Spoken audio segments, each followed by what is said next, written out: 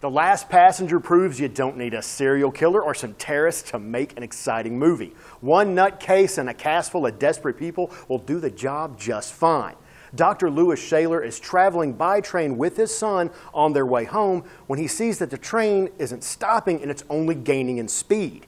He has to band together with the remaining passengers to stop the madman who's in control. The tracks that they're on are going to come to a very dead stop. Louis is completely exhausted at the beginning of this film and he just wants to get his son home. So along the way, he meets Sarah, this gorgeous woman. There's an instant attraction between them. Things are looking up for the good doctor, but then he looks out the window when the train comes to a stop in the middle of nowhere. He thinks he sees someone hurt out on the tracks.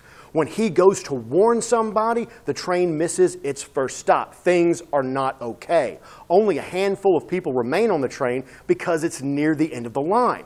They all have to come together to try and find a way to get off this train, but it's now booking at over 100 miles an hour. So how are they going to stop a train going this fast? Because jumping off is no longer an option. For over 30 minutes, nothing suspenseful or exciting happens in this movie, but I still needed to keep watching it.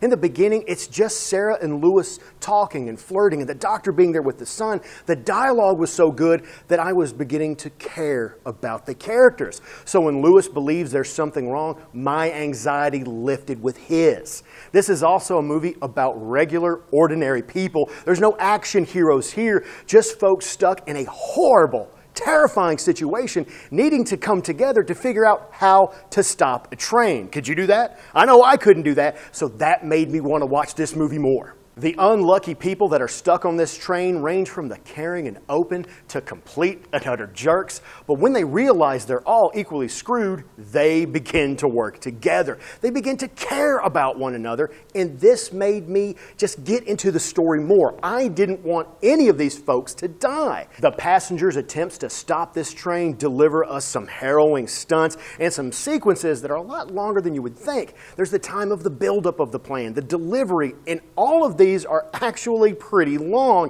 and I have to tell you, they were so well done, I was kind of jumping in my seat a little, pulling away from the screen, and I realized it was the believability in these actions that sank into the real feeling of this movie. If you're looking for a thrilling film that has that sense of reality about it, but it doesn't spoon-feed you all the answers, then you need to hop aboard The Last Passenger.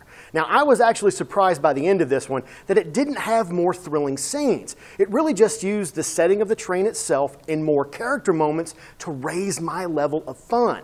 Sometimes when a movie does less, it actually delivers more.